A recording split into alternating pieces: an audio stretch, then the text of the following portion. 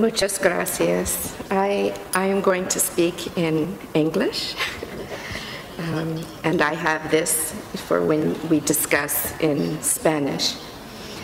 First, I very much would like to thank the Canadian Embassy and the new ambassador. I have already been in Chile, half as long as he has.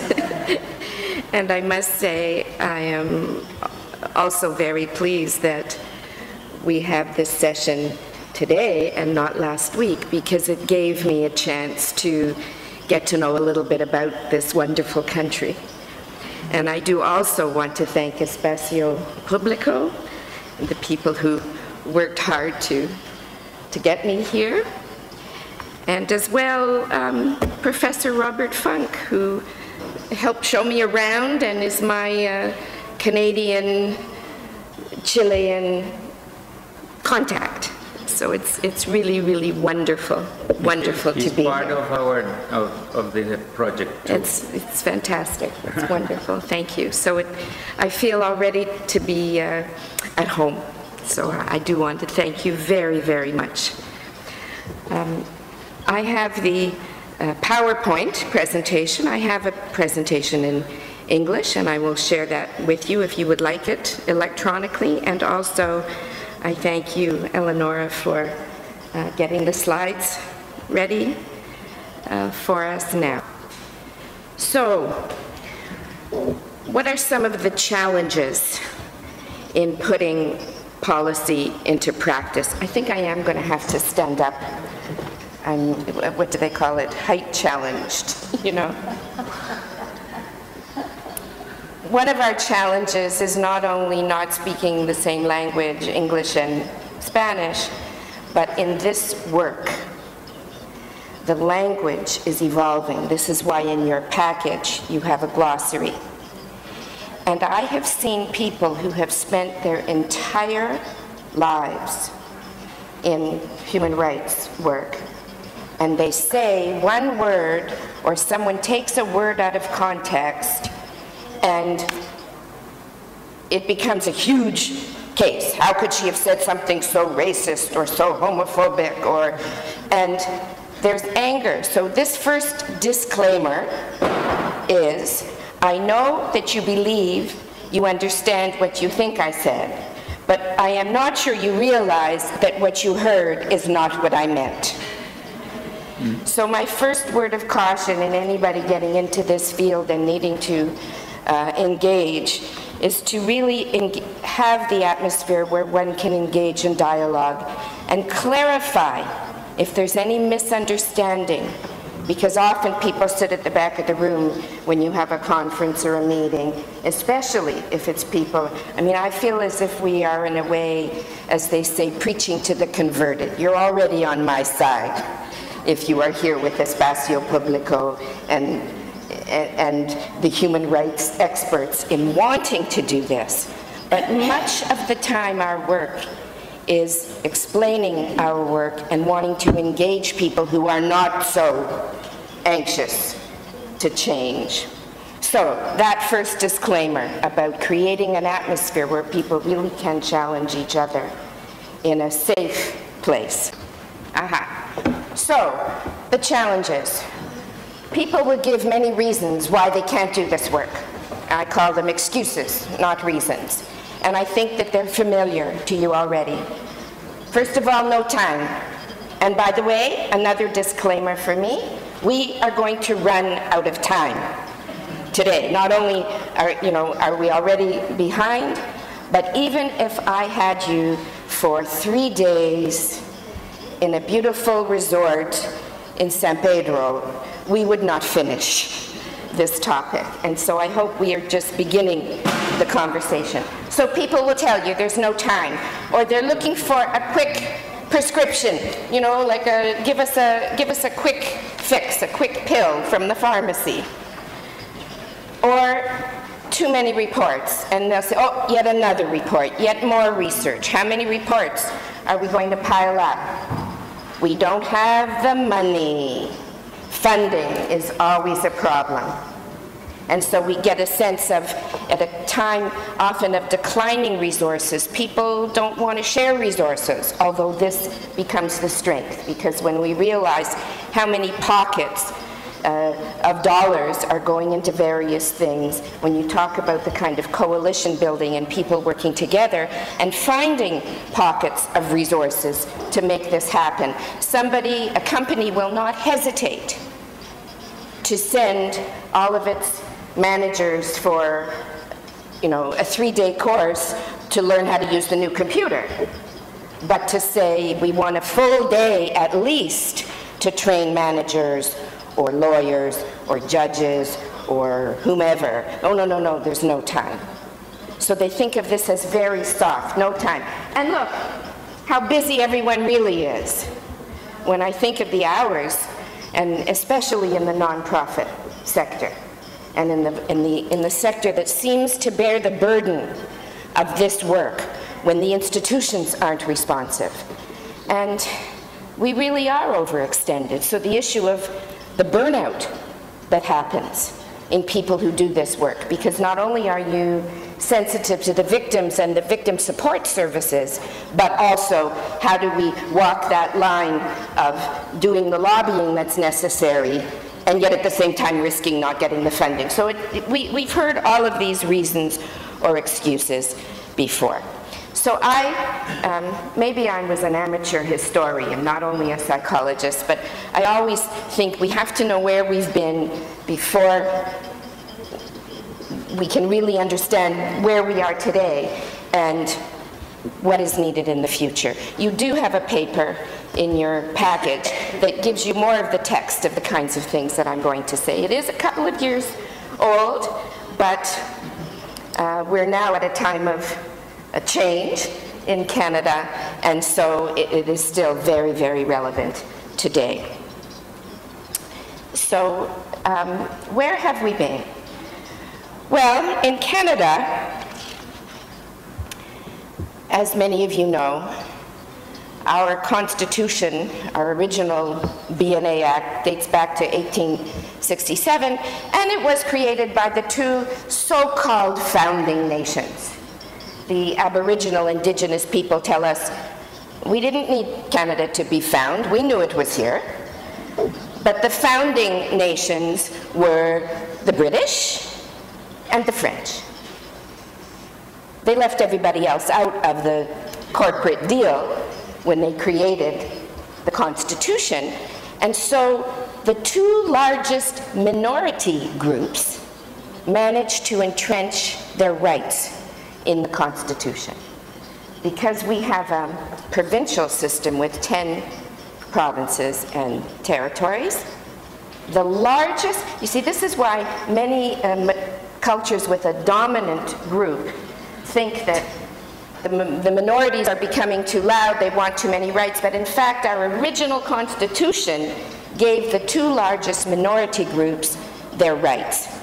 In Quebec, Lower Canada, it was the Anglophone Protestants that were the minority. And in Upper Canada, which became Ontario, it was the Catholic Francophones that were the largest minority. And both those minority groups entrenched their language rights and their educational rights in the Constitution, to be able to teach their language to their children in the education system and have a confessional or Catholic school system and a Protestant school system in each of those provinces where there was a dominant culture. So minority rights are really part of the founding of our country. I need to not give you the entire history, and of course I'm already spending far too much time even on the first slide. But we had what was called the Quiet Revolution, and that was the revolution in a sense that people realized that the Francophones, even though they were part of the founding, so to speak, of the country, were not treated equally in employment or in services. And so there was a commission, bilingual, bicultural. Were we going to have an official bilingual country? And in fact, we did. So we now have 2 official languages, as you know, but When the commission went right across the country to do the research, they discovered what they called the third strong voice. In French, they say the allophone, the other languages. And that is when another volume of the report was added, and the idea of multiculturalism, multiculturalism, was born. That yes, there were dominant cultures and dominant languages now in our country, but the rights and the voices, the voices of all the others needed to be heard. Now notice, when I say the commission went out, when we create a commission in Canada, it is not that some bureaucrats get together and write a report in the government and then ask everybody what do they think. When we create a commission, they go out first to the people. And NGOs and various organizations, school districts, anybody and everybody, in a way, sometimes even individuals who want their voice to be heard, come and present a brief. And then the researchers and the bureaucrats, including, by the way, usually some people from the NGO sector on those committees and academics and so on, do the work to create the report based on what they have heard the people say and the experts. So moving more quickly, in the 1970s, we came under some national and international obligations. We have hate laws in Canada. In 1970, they were adopted as an amendment to our National Criminal Code. That the promotion of hatred, to promote hate propaganda, some people call it hate literature. I don't want to give it that sophisticated title. Hate propaganda against an identifiable group is punishable by law, and later on became an aggravated factor in sentencing as well. And as well, we implemented the Canadian Human Rights Act with the code that is a superior act over all state or federal agencies. We ratified, as did Chile, the International Convention on the Elimination of All Forms of Racial Discrimination.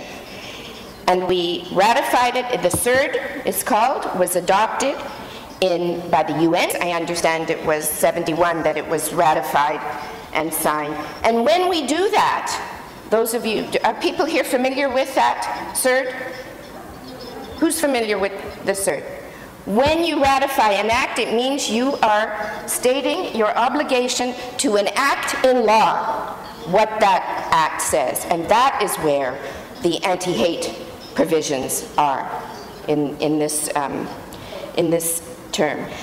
March 21st is one of those days. It was adopted by the UN and by others as the International Day for the Elimination of All Forms of Racial Discrimination, where we celebrate the CERD. They chose that day because of the massacres in Sharpeville, South Africa, but it's interesting that you should mention, because several years ago, when Canada really tried to promote this day and want all of its agencies and groups to have mandatory training, people would often invite you in a department to come and give a speech for 1 hour so they could check off on that day that they did their race relations training.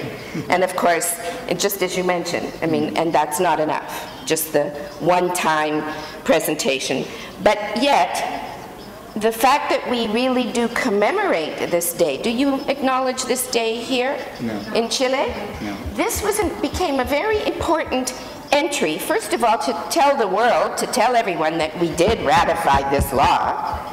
And in the schools, you mentioned education, the State Department, it changes names with different governments, but sometime it's called the Ministry of Citizenship and Culture, then they might do a restructuring, and then it's called Canadian Heritage, or Citizenship and Immigration, but yet the department of where it has the multiculturalism initiatives and anti-racism initiatives.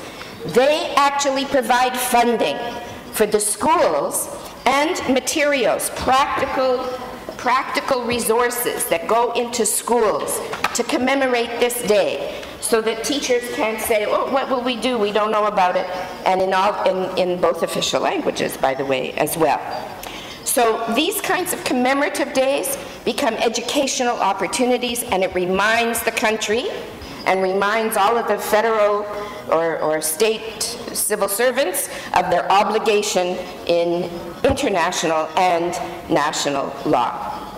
So the multiculturalism policy in 1971, from our first Prime Minister Trudeau, Pierre Elliott Trudeau, the papa of our Prime Minister-elect,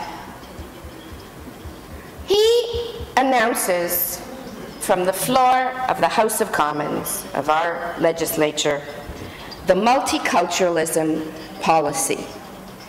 After this bilingual bicultural commission, it is declared that yes, we can celebrate Canadian culture, but that unless you are a member of the First Nations, the Aboriginal Indigenous people, all of us created together a Canadian culture, but at the same time, we need to raise children, we need to raise people who are proud of who they are and what their own heritage is, their own culture, their parents' culture, if you will, in order to raise up generations of effective citizens of Canada who become competent problem solvers with a positive sense of self-esteem, that no one should be treated as a second-class citizen.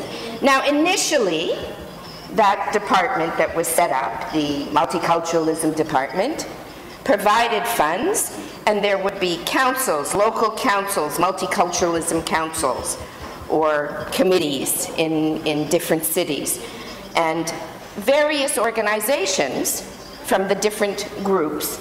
You might have the Hispanic Association.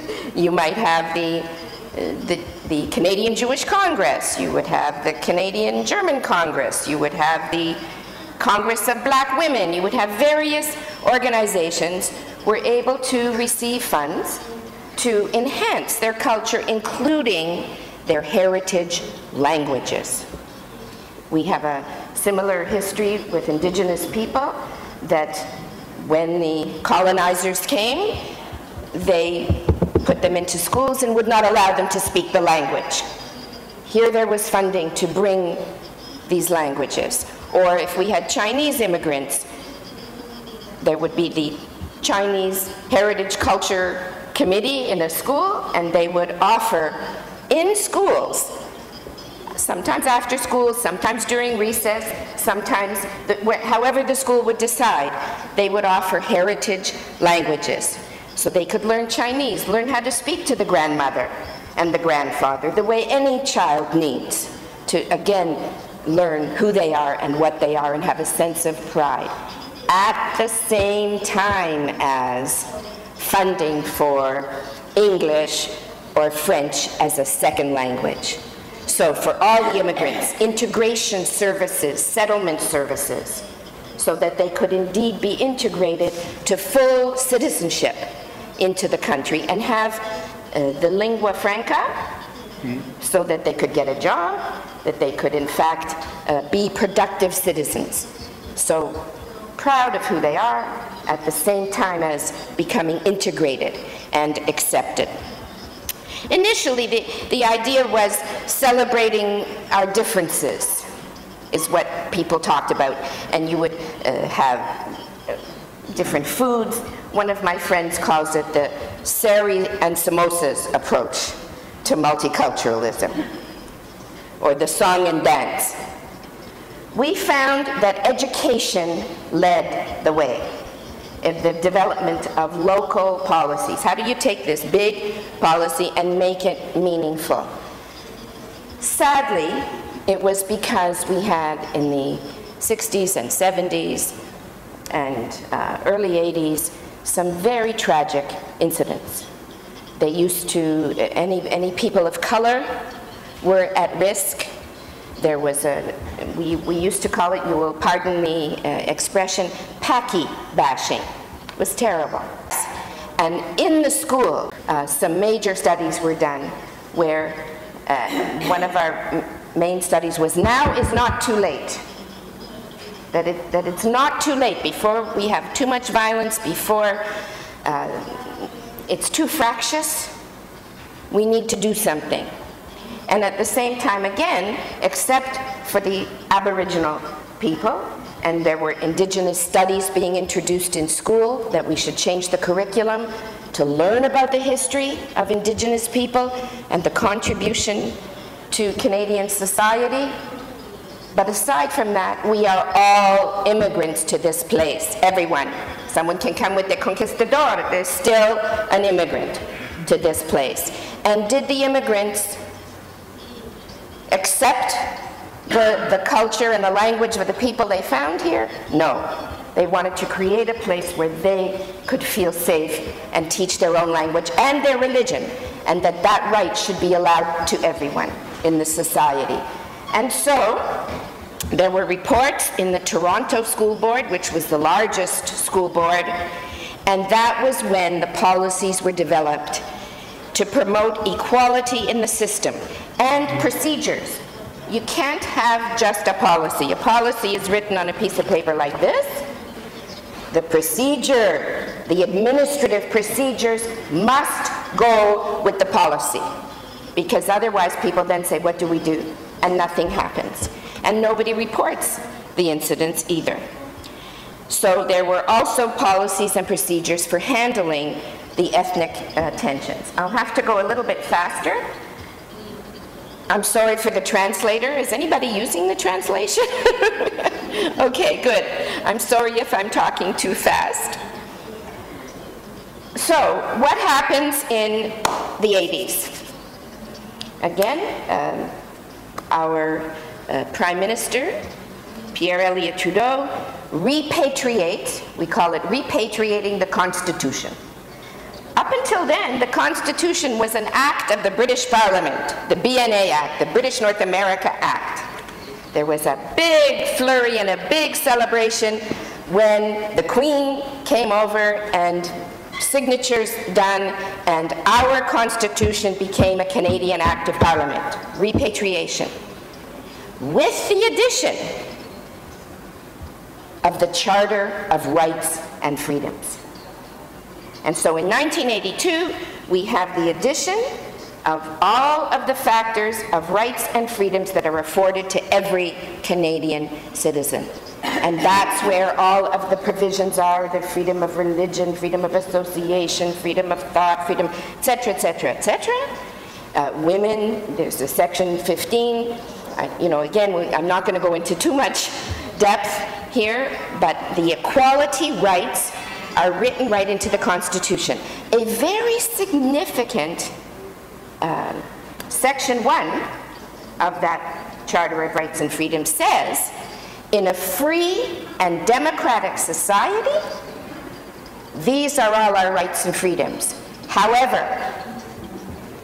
and I'm paraphrasing, to protect our freedoms and democracy, sometimes those freedoms can be limited, because Canada and the rest of the world had lived through the experience of dictators who could exploit democracy at its weakest link, and then when gaining power, eliminate democracy and all human rights. Taking example, the most recent one in pre-war Germany, when even though they had hate laws and freedom laws and so on, the democratic process could be exploited to the point that the critical mass is only 1/3 of the population, and it can lead to the appointment of the chancellor, who then within 3 months of being appointed, Hitler then eliminated democracy and removed all of those freedoms. of religion and so on, even with some of those hate crimes. So we have enacted laws. Your freedom of movement ends at my nose. And similarly, in Canada, the freedom of speech ends at the advocating of genocide of a people, or threats of violence and perpetrating genocide. And so therefore we have enacted the hate laws as are prescribed in the CERD, against all forms of discrimination. In the 80s, we end up also with more human rights. Each of the provinces now enacts their own human rights codes. So you see, and you have, I guess you call it, districts or regions. So it's becoming more localized. You mentioned we need the needs of all the different communities. I remember when I was appointed head of the League for Human Rights of B'nai B'rith, which is a national organization, at my very first conference, people took me aside and said, Karen, you have to understand, in the Maritimes, it's very different. In Nova Scotia and Newfoundland and so on. And then at lunch, another group, you have to understand, in the prairies, in Calgary, and in Saskatchewan, it's very, very different. So a country as large as Chile will also acknowledge some of the regional differences, recognizing that that Charter of Rights and Freedoms and the human rights codes supersede the different policies. We ended up with a task force. This is one of those national commissions, because even with the equality rights, people were pointing out that they did not experience equality. The indigenous groups, the lack of implementation of the hate laws. And there was sections in this major national task force called Equality Now. There were sections in justice and immigration and so on.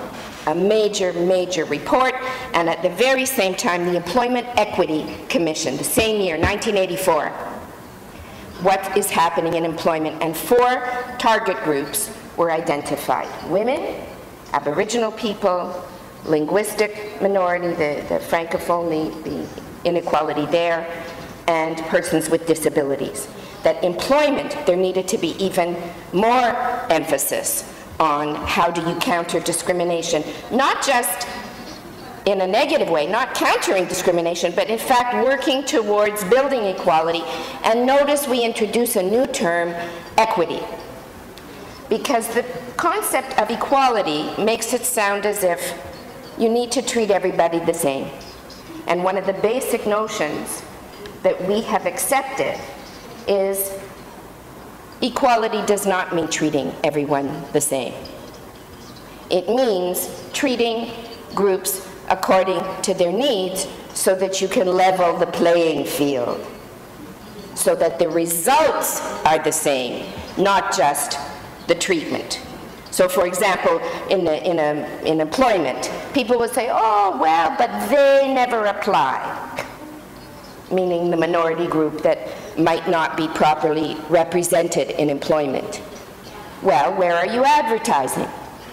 There are ethnic newspapers, and so this kind of analysis of how do you come into compliance at the state level, at the federal level, contract compliance, they wouldn't even give contracts to companies that had not implemented human rights and equity programs in their organizations. So that if you were a person of color or a member of a minority religion and you felt you were discriminated against, you were not promoted, you were not represented in the executive class, then is there what we would call systemic discrimination operating? Not individual hatred, not harassment, but actual systemic discrimination that is keeping your people down while the others rise up. So this is also at a time, you can see there's a list at the bottom here. This is also a time of the proliferation of groups like Espacio Público. So we had here the Urban Alliance on Race Relations being formed to actually work with issues around policing, and is there discrimination in and excessive use of force when minorities are involved, the Ontario Multicultural Association, the Anti-Racist Multicultural Educators Network of Ontario. And so there are different interfaith councils and work being promoted for people coming together. So this was a time when people were able to become a little bit more political in their outreach and associations.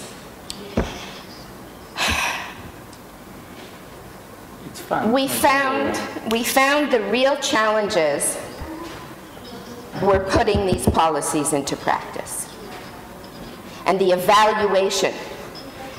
Here we are now, coming into the 90s and so on, and we find that in the school boards or in the companies, the results were very disappointing. There was resistance to organizational change, especially from the middle managers and some of the bureaucrats within institutions. Usually the frontline workers know what the needs are in treating a diverse population and want assistance in that regard. Often the person at the very top, mainly because they may be directed by the premier of the province or the prime minister to have these kinds of policies, they want to have them, but the resistance to change was quite strong. Also, marginalization of staff or advocacy leaders. You know, people being ostracized even in their own workplace if they were trying to create that kind of a change. It was very risky business. And by the way, that is why these NGOs became so much more important. I'm not going to have time to show you some of the material later. I'll leave it with you. But on allies, the importance of finding allies in the dominant groups. Yes, we had the feminist groups, but it was important to find the men who were feminist as well and wanted this to happen. Yes, we may be having groups that are experiencing anti-Semitism or homophobia or Islamophobia or these other phobias and isms, as we call it.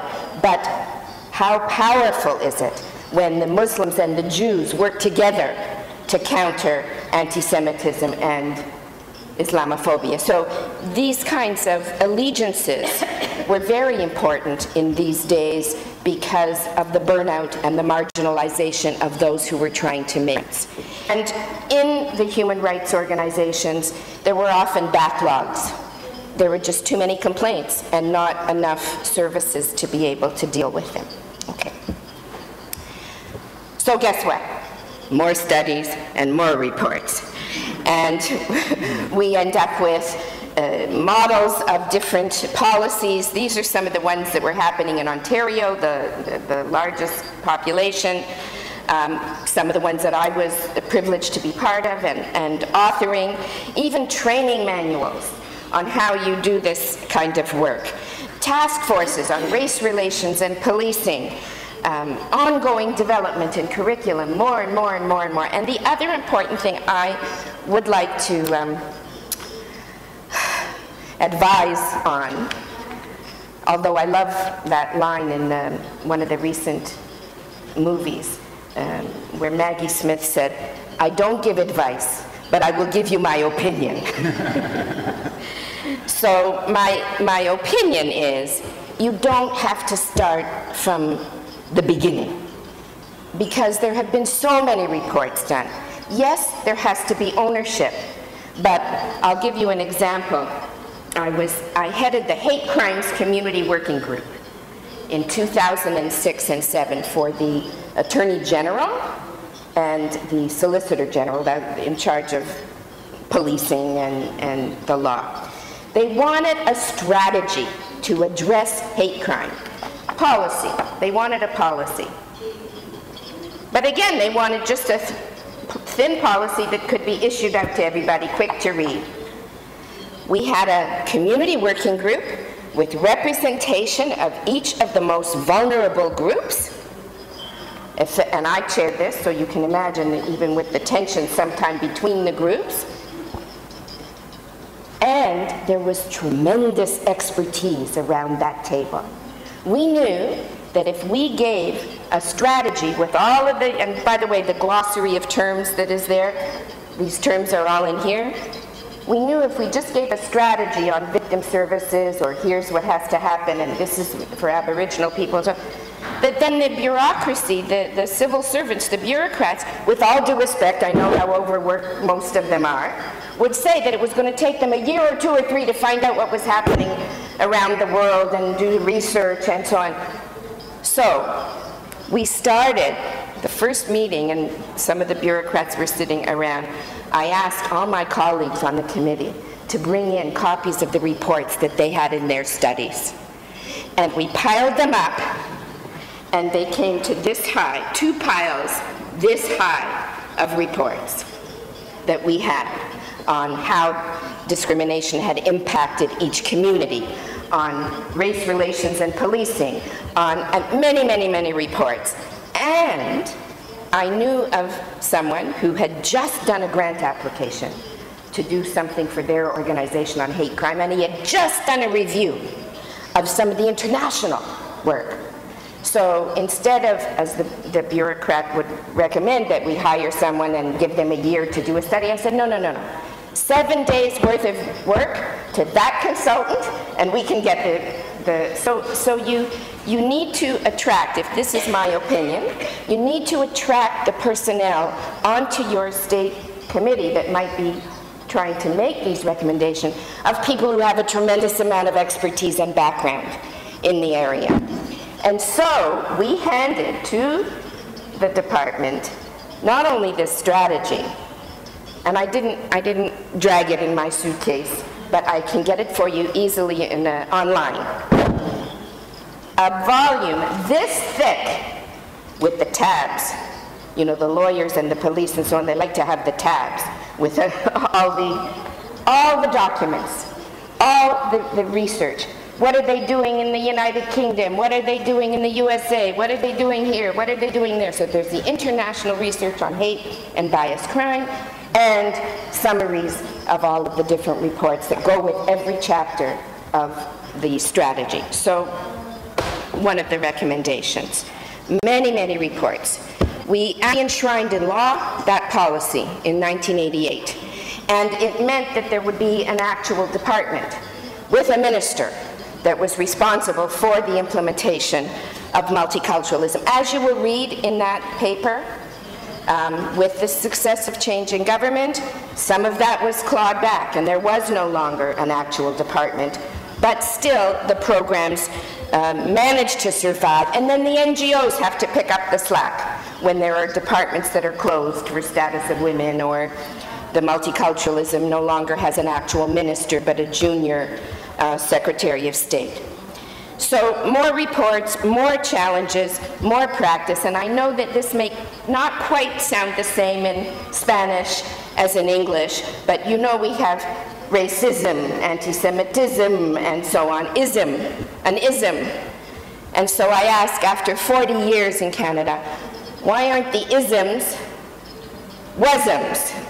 Why isn't it in the past? Not is, but was. And the reason being is the backlash. Now, would you agree with me?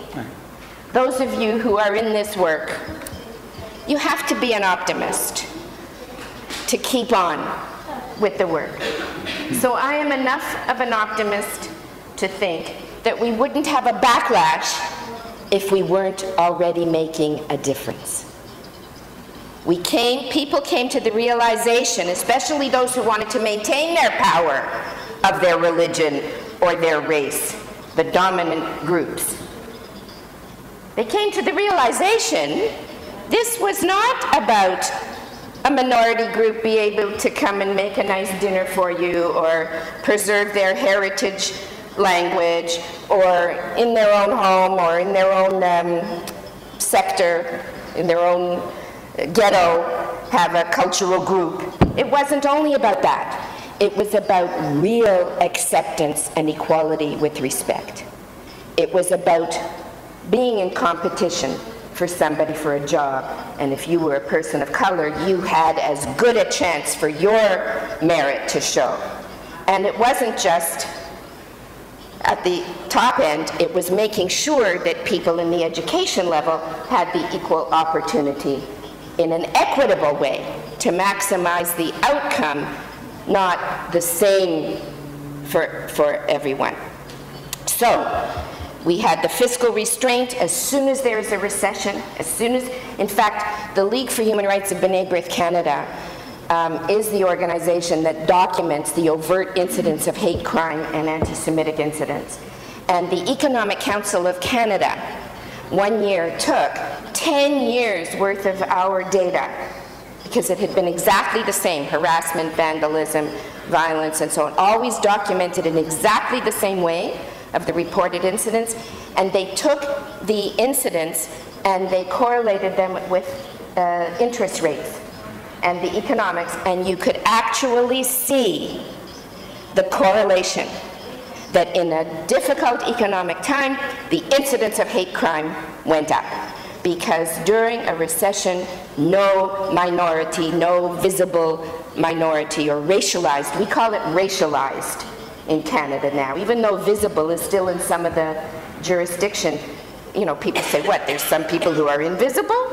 You know, it seemed to be a marginalizing kind of word. So we speak of racialized groups. And we found, of course, the backlash. You needed to do the ethnographic survey. A lot of people don't want to collect data. Well, how do you decide policy without data? So it becomes, you can get dispensation from the Human Rights Commission to collect data, to find out where are people underrepresented in employment and in social services and in education. Is there a bigger dropout rate for some ethnic groups than others? And what are we going to do about that? And so you must have the data. The international situation also is correlated. We found when David Duke, one of the members of the Klan in the United States, almost got elected, and he had quite a large number of votes, big incidents of hate crime and white supremacist incidents, and we found that also in Canada. And any international incidents with some of the tension in the Middle East, you see incidents here which we need to do something about, so that people here within Chile talk to each other and make sure that there is not differential treatment based on some incidents that are happening in another part of the world. The other thing that happened was divisiveness within the communities and between communities. And when governments only recognize one official spokesperson, wait a minute, what about this whole part of the community? And so there was competition even within communities about who should be the voice. That's when people like me come in, because when you've been in the work long enough, you know which person, well, in those days I could say which person was one person with his family with a fax machine in his basement and claiming to be the Canadian Association of blah, blah, blah. You see? And so today, who do we speak with? The self-styled leaders? Aren't there minorities within minorities who also need a voice?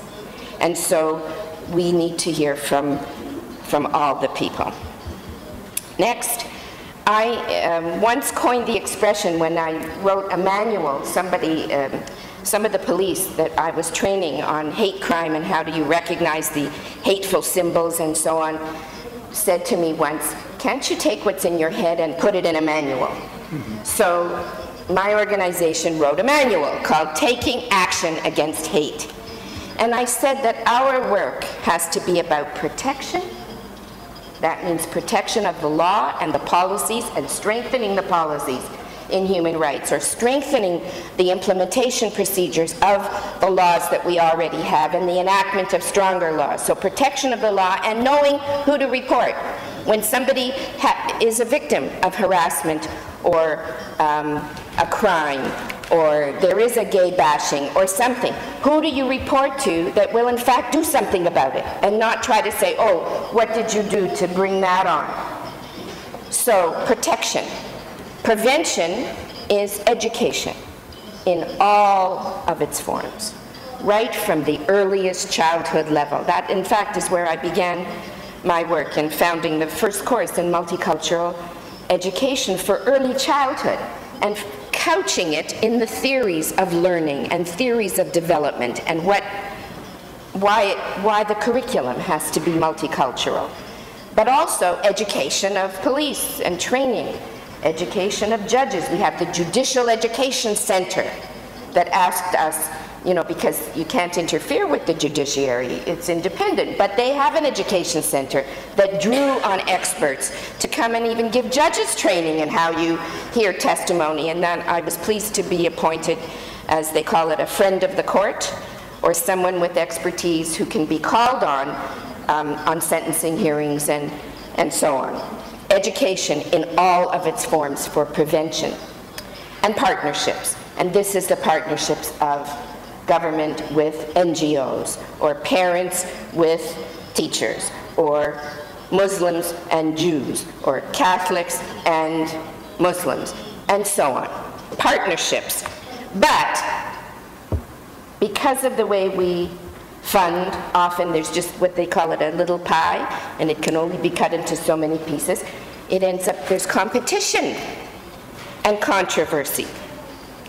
So that's what we need to guard against. I'm going to have to finish up, although there's much more to say, so I'm going to skip right through. The question is in a practical sense. What do we actually do? Well, it needs to be recognized in every area. It's not just one area of training. It's about attitudes and beliefs, one's own self-awareness, interpersonal relations on the job, customer or client service. How do you give effective service in a hospital, in a city hall, if we don't acknowledge and have effective work that way? And also, a very important factor are the institutional barriers to equality and equity. So that is the recognition of what we would call systemic discrimination. Next. So, inclusion is not bringing people into what already exists. It's not assimilation. I remember one year, many years ago, going into a school board and sitting and discussing about how to ensure that there was inclusion. And one superintendent who was in charge of a lot of schools, he says, this multiculturalism, he says, I'll show you multiculturalism in action. He had just come from a school where they were enacting the nativity for their assembly. He said, and they had one of the Sikh boys, Sikh with his turban, playing a role of the shepherd. That's multiculturalism. He didn't get it. So it's not fitting people in to what already exists. It's making a new space. This is why the name Espacio Público. The new space recognizes everyone. They can see themselves reflected in the staff, in the, and we always tie it to the theory and the practice. For example, the educators who feel that every child should have a good chance at positive self-esteem. So they believe that because they know the theories of learning. And then you go into a school where the person of color is more likely to be the caretaker than a teacher or a principal. So I say, so some children can have role models and feel positive self-esteem, and not others. Is that right? So again, the psychologist comes in, because not getting angry and not hitting people over the head with the theory, but creating that dissonance in their own mind. Oh, I think every child should have role models to be the best they can be. And now I'm fighting against employment equity because I'm thinking of myself in the promotion, and I'm not thinking of the children who positive roles, because I really believe that as a teacher. So you see the kind of training. Multiculturalism, we have embraced the golden rule, right? do unto others as you would have them do unto you. Well, a former colleague said to me, multiculturalism, that kind of golden rule, we believe in it, but we should say that it's the fairness. It isn't just the behavior that we want to be the same. And so she said, really, multiculturalism should be do unto others as they would have you do unto them to be able to achieve the most. I'm going to move along. You have the anti-discrimination. We need to recognize it in all its forms. The definition of equity is there. Again, it's about acceptance and respect, not about, we don't use the term tolerance. We want to fight intolerance, but you tolerate a toothache, you know? We want to talk about acceptance. We go beyond tolerance. Why do I have that silly diagram there that you can hardly see? Remember I mentioned the training manual? What also happens is people in different departments in the government start to compete with each other, because that's dollars, that's programming. So you have a status of women over here, you might have Indigenous people over here, you have another group over here, another one here, human rights, and so on. So when I did a manual for the government on training, we called it Intercultural Communication, Anti-Racism, and Employment Equity. And I showed on one page, and I'll make copies of this if you would like, or leave this one with Espacio Público, because you have it there, on les deux langues officielles aussi. And I showed, you know, each department was represented at an advisory committee for this manual. So on one page, I showed that this was intercultural communication, how people need to learn to speak and understand each other. This is the anti-racism, and here is employment equity. So if they were going to do a training program, at the very core was the understanding of discrimination, racism, all of the isms and the phobias. And yes, some of them did do similar things, but some of them did different things. You couldn't start, for example, with here's what you have to do to implement employment equity until people understood some of the basic reason why. Right before this diagram, it explained that people come at this philosophically very different. If you come at it as a political scientist or a psychologist or a sociologist or an anthropologist, there's disciplinary differences. This is a multidisciplinary approach, and there were also departmental differences. We had representatives of the Ministry of Health, Ministry of Education, Ministry of Citizenship and Culture, but 10 different, the Department of Employment Equity, the Human Rights Commission, they were all in this advisory committee evaluating the manual. You ready? Everybody on the committee said, oh, we love that diagram because it shows the whole range of a training program. But, and the manager of intercultural communication at the Ministry of Citizenship said, it needs to be redrawn to show that intercultural communication is at the center, at the core. And then the manager of employment equity for the Human Resources Secretariat said, oh, I love the diagram, but it's upside down. It has to show that employment equity is the umbrella under which everything else falls. And I sat back and I smiled, I laughed. They said, what? I said, listen, competition for which program it is. This is, you know, think of the Indigenous circle, you know. These are all essential. These are the essential components. And here you have the divisiveness within the departments who wanted to protect their own turf. So that's another major challenge in the implementation of this work. The definition of terminology and naming the isms and the phobias is very important. I was appointed by Kathleen Wynne, our premier of the province when she was the education minister, to help develop the equity strategy for all the schools. It was, she said, because the ministry, the bureaucrats, had no institutional memory for all of that I just told you. Because there'd been changes in government, much of it was removed, and they had to start over. So she wanted something more quick. So we brought this in, the strategy for all the schools, equity and inclusion, and the implementation procedures with the definitions. Why is that glossary so important? Because I literally, it's by the way also why they sometimes bring in someone who has nothing to lose at the end of her career, because you can speak up to the manager on the top who doesn't want to include a word. And it was a struggle for me. I literally had to go above everyone's head because the minister had said, Karen can be my eyes and ears. She knows what this is about. And even when her chief of staff didn't want to include some of the terms and name them, she said, no, we need to name them when they're different. And so that's why understanding racism in all its forms, anti-Semitism in all its forms, Islamophobia, this is a new term. Oh, I'm sorry to run on, but wonderful story. When I was head of the League for Human Rights of B'nai B'rith, a Jewish organization, I got a phone call from a school board that was writing a policy.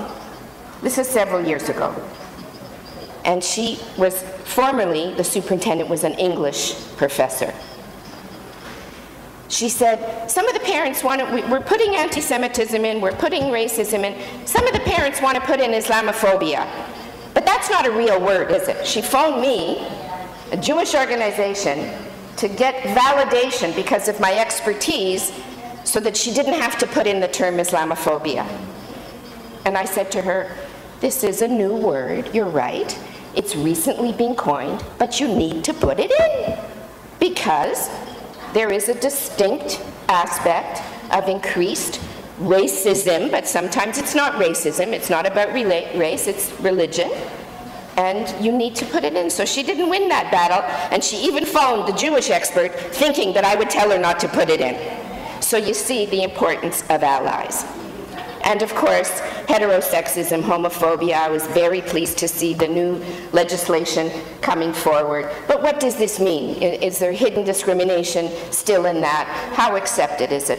And is everybody who lives in Chile entitled to safety, security, equality under the law, and the benefits under the law? So these are the things to think about. We are all allies in this work. People have to understand discrimination in all its forms. It's not just hatred.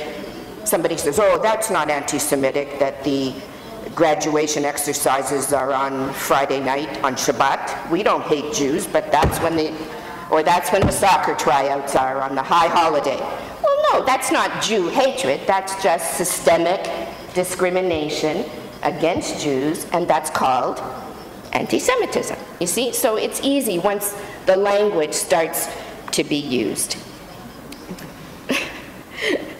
These are all, what, you like that cartoon? You like that cartoon? You see, yeah, you see, we've eliminated the systemic bias in the way, and all the policies in companies have to be analyzed to make sure that even interview procedures are not biased. So this is a huge, huge task. These are all the prohibited grounds of discrimination in Canada. Okay, let's keep going quickly. So all of this, keep going, you see? It's the training program. People say, oh, but it's only a joke. No, there's a whole explanation here about what's funny and what's not, and how you handle the incidents. You have to ask yourself, people say, oh, it's my speech. I should wear anything I want on a t-shirt, you know. No, not in a workplace. And so we say, would you say it the same way in front of your partner, your son, or your daughter? Would you say it if the quote was going to appear on the front page of the national newspaper? Would you say it to a member of the same sex in exactly the same way? Would you get me a cup of coffee, sweetie? Says the boss to the secretary. Very pejorative, you see? And the other question is, when people are claiming it's my freedom of speech, why does it have to be said at all? What business of the organization or the institution or the agency or the country is being furthered by your having those freedoms? So an understanding of systemic discrimination, faster. This happened when, several years ago, the Legion, you know, the retired soldiers, where they go for their, so they wanted to outlaw that Sikhs could not wear a turban in the dining room, in the mess hall. Out of respect for the Queen, you have to take off your hat. Well, if it's a baseball cap, yes, you take it off. But freedom of religion would require that that be allowed. So this was one of the cartoons. He has a big cowboy hat, because frankly, we do have regional differences, and this was in the West, that they wanted to outlaw the turban. They wanted to outlaw the turban in the RCMP, in the military, the federal, the state police, and not allow them to come into the mess hall. Well, the League for Human Rights gave a human rights citation to all of the Legion halls. They were going to have a big conference and they were going to vote on this. And we gave human rights certificates to all the Legion halls that were ignoring this vote. And one child, this shows you one person, this is what we try to tell the teenagers and the children. One person can make a difference. A young schoolboy, we had on one of our national holidays, Victoria Day we call it, they were having the young cadets were marching, and he, a young Sikh boy, had the flag. He was in the honor guard. And it was warm, and they went to the Legion Hall for their refreshment after the parade. And he was wearing the junior version of the turban before his baptism as a Khalsa Sikh. And they didn't want to let him in. And luckily, a senior officer was there and overruled. Because this man was telling him, out of respect for the Queen, you have to take off your headgear. You know what he did? 15 years old. He wrote a letter to the Queen in England. And she answered, or whoever signs the letter for her. And it said, it would be a great disrespect to me if you were ever required to remove your religious head covering in my name.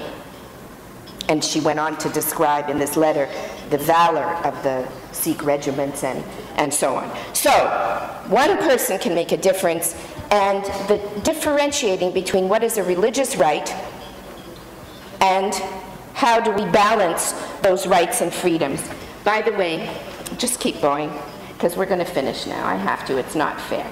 We have some of these important documents available to you, competing rights, because there are, like is there a hierarchy of rights? Are my rights more important than your rights? So there are... Burqa and feminism. Exactly, exactly. Oh, the burqa, and we just recently... or you know, women are... That's right, that's right.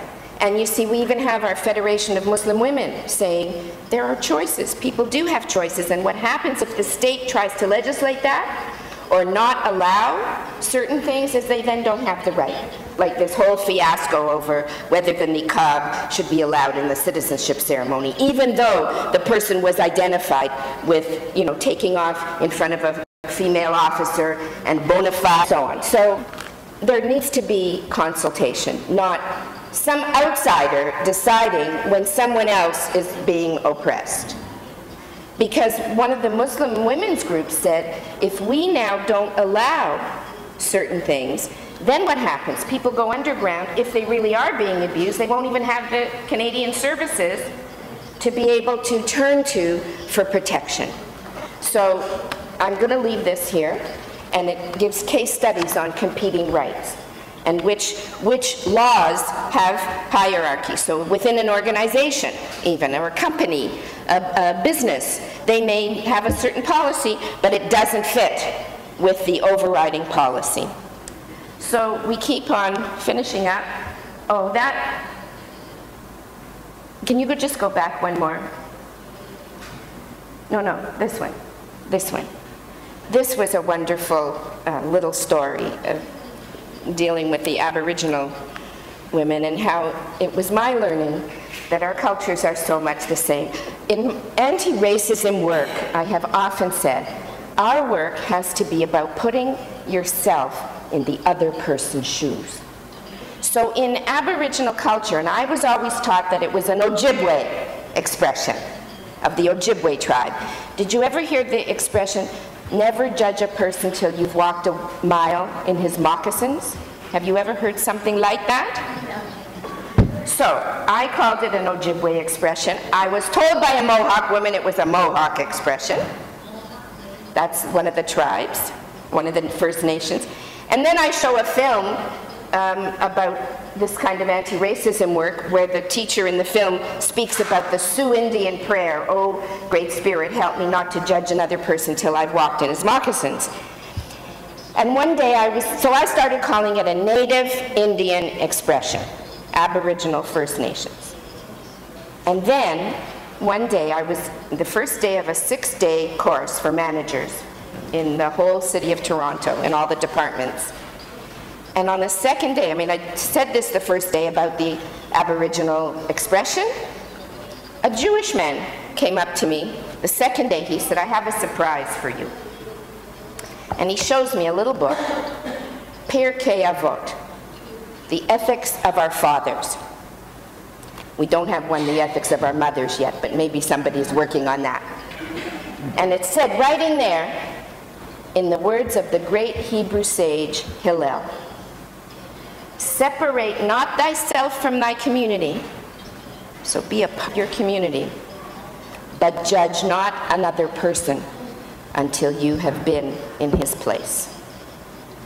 So this was very much a part of all of our culture. And the expression, I like these expressions too. The Chinese proverb that says, "Those who say it can't be done shouldn't interrupt the person who's doing it." And also, this notion of allies. If you want to go fast, you go alone. But if you want to go far, you go together. And so I will just skip over the rest of it with the allies and how important they are. One more, that one. Also on the Brotherhood Day or the Sisterhood Day or the March 21st, everybody says, "Yes, yes, we believe in equality," and then the dog and the cat, when they walk away from each other, stab in the back. So we can't just pay lip service, not just lip service, it's got to be real. And we're going to finish up now. Give someone the second chance. Remember I mentioned about not understanding what you thought I said? If it's about ignorance, then it's not hatred. If after you try to teach someone they are still, then you really do know. And together we can really make it happen. So muchas gracias. I'm sorry I took too long, but I think we needed to.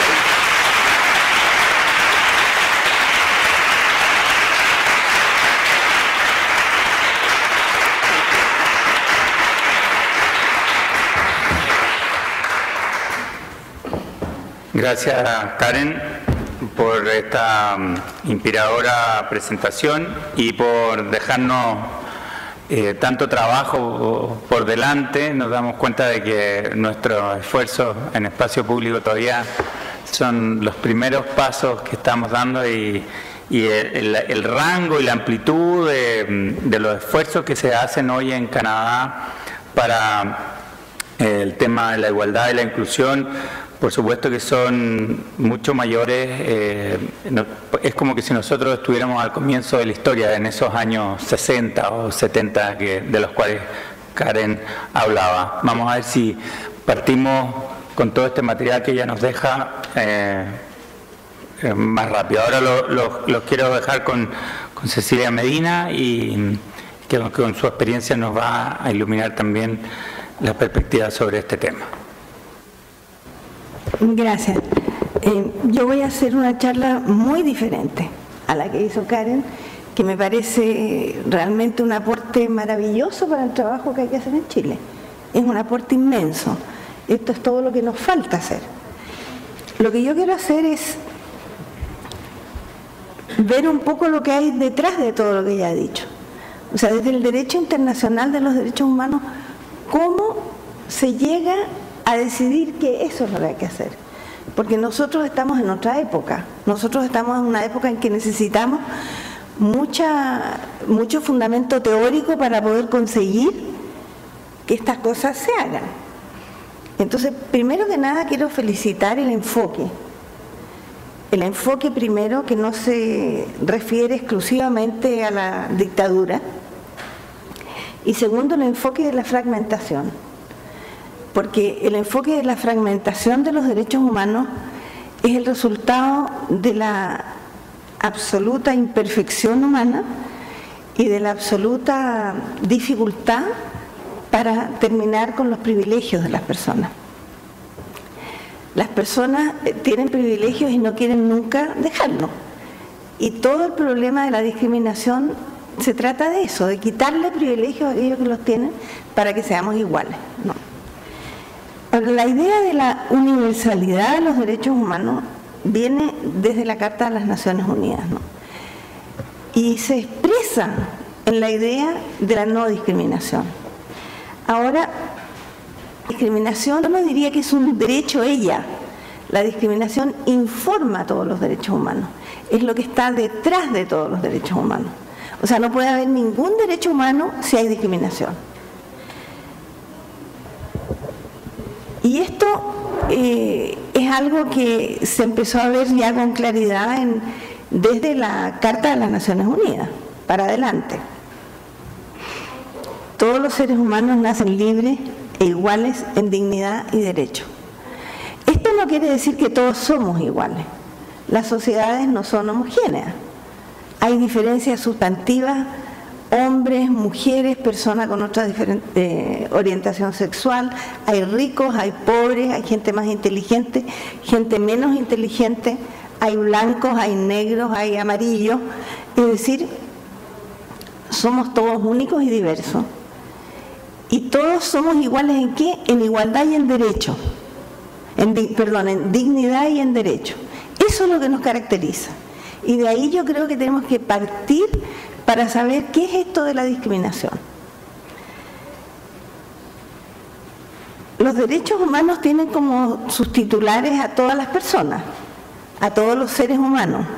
No hay el enfoque cuando se crearon los derechos humanos de que el ser humano al cual se le iban a conceder los derechos tenía que ser alguien con características específicas. Normalmente en esa época un hombre blanco, un hombre con algún dinero, un hombre que no era pobre, y esa es la imagen que uno se hacía del titular del derecho. Pero no es lo que dice el tratado, no es lo que dicen las convenciones, no es lo que dice el derecho internacional de los derechos humanos. Todos los seres humanos tenemos derecho, ¿no? Y generalmente uno se ha aproximado a este problema de la discriminación con un enfoque tradicional que a mí personalmente no me gusta. Y siempre estamos hablando de que algunos somos iguales y otros somos diferentes. Y esta idea de la igualdad y de la diferencia implica de inmediato un nosotros y ustedes, ¿no? Y la pregunta de quiénes somos nosotros y quiénes son ustedes es un problema mayoritario, o sea, que los que somos más somos nosotros y los que son menos son los otros, los diferentes, los ustedes. Y esto se agrava todavía porque cuando uno distingue entre iguales y diferentes, ¿cuál es la norma? La norma es para los iguales y las diferentes son la excepción, ¿no? Eso es lo que uno dice. Hay que hacer medidas especiales para las mujeres porque son diferentes que los hombres, a pesar de que las mujeres son más que los hombres en general. Y por lo tanto, ¿por qué la norma tiene que ser para ellos y después hacer una norma especial para ellas? Esto es lo que hay detrás de todo lo que pasa con el tema de la discriminación. Entonces yo diría que tengo un enfoque diferente. Yo parto de los derechos humanos, parto de la Carta de las Naciones Unidas, de la Declaración Universal, de las convenciones, de los pactos de derechos civiles, políticos, económicos, sociales y culturales, para decir, ¿por qué nace la discriminación? La discriminación nace porque se trata diferente a ciertas personas, en vez de tratarlas a todos como corresponde.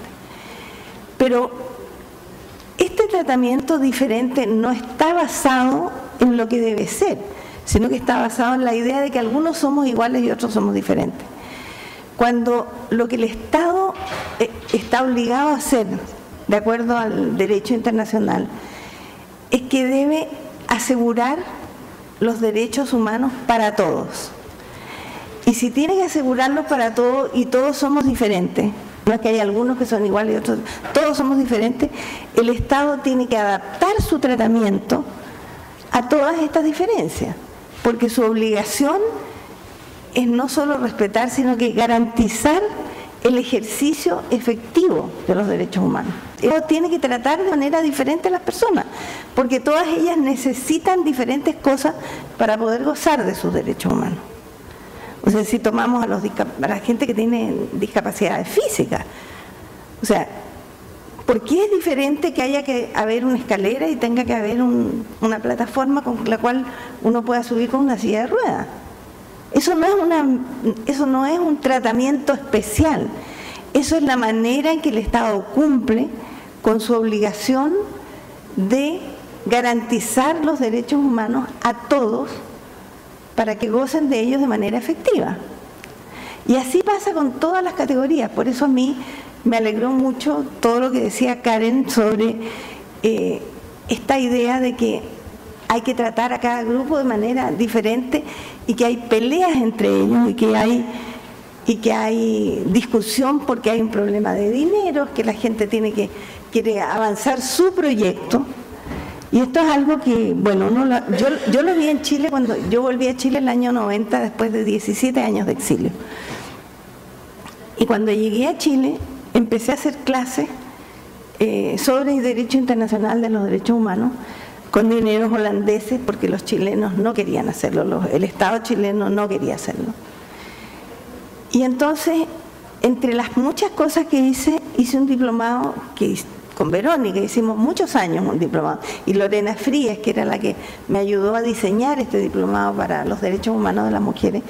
Yo partí mi primera clase de este diplomado diciendo, nosotros estamos hablando de los derechos humanos de las mujeres, no de los derechos de las mujeres, los derechos humanos de las mujeres, porque yo he encontrado en las mujeres toda la variedad de discriminación que se pueda concebir.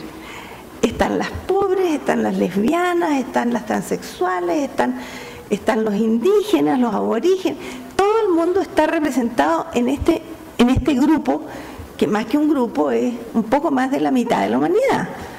Entonces pero yo parto de la base de que lo que yo les estoy enseñando a ustedes son técnicas de no discriminación hacia todos. La respuesta de las mujeres fue mala. No les gustó esta idea de que yo iba a enseñar derechos humanos de las mujeres y me iba a referir a los derechos humanos de todos, ¿no? Lo mismo me pasó en Costa Rica. Fui a dar una charla para presentar un libro que yo había escrito y hablé de esto, ¿no? Y también, pero ¿por qué? ¿Por qué si somos las mujeres, a nosotros tienen que darnos ahora la preferencia, ¿no? Eso parte por esta idea de iguales y diferentes, en vez de la idea de que somos heterogéneos y que la obligación del Estado es garantizar el ejercicio efectivo de los derechos humanos a todos. La obligación es del Estado. No es que nos den derechos diferentes a cada uno. Todos tenemos los mismos derechos. Hay igualdad en dignidad y en derecho. Lo que nos dan es un tratamiento diferente de acuerdo a lo que cada uno necesite. Y esto, la verdad es que partió con el derecho internacional. En el derecho internacional hubo 2 tratados generales que habrían sido suficientes. el Pacto de Derechos Civiles y Políticos, el Pacto de Derechos Económicos, Sociales y Culturales. Habrían sido suficientes. De partida debió haber habido un solo pacto, porque los derechos humanos no son independientes, todos dependen el uno del otro, son interdependientes. Tampoco tienen jerarquía. Y el problema de que haya dos pactos partió de problemas ideológicos entre el bloque soviético y el bloque de los americanos, por llamarlo, no decirlo de otra manera, porque realmente era el bloque de los americanos. Y esto implicó que hubo dos pactos, hubo dos diferencias entre estos dos tipos de derechos, pero después, cuando empezaron a aplicar estos pactos, las mismas Naciones Unidas, la Comisión de Derechos Humanos, el Comité de Derechos Políticos y Económicos de los Derechos Humanos de las Naciones Unidas, todos ellos empezaron a aplicar esto, y ciertamente los estados, cuando leían todos, leían los hombres. No leían todos, leían los hombres. Y entonces empezaron a salir convenciones especiales, no para crear derechos para las mujeres o para los discapacitados o para la gente que tiene distinta orientación sexual. Se crearon las convenciones solo para explicarle a los estados que todos éramos todos y que por lo tanto las mujeres y los otros grupos que estaban discriminados tenían en esa rama, en ese cauce general del río, tenían la misma cabida que tenían aquellos otros que ellos llamaban iguales, ¿no? Ya pasamos a eso, un aplauso para...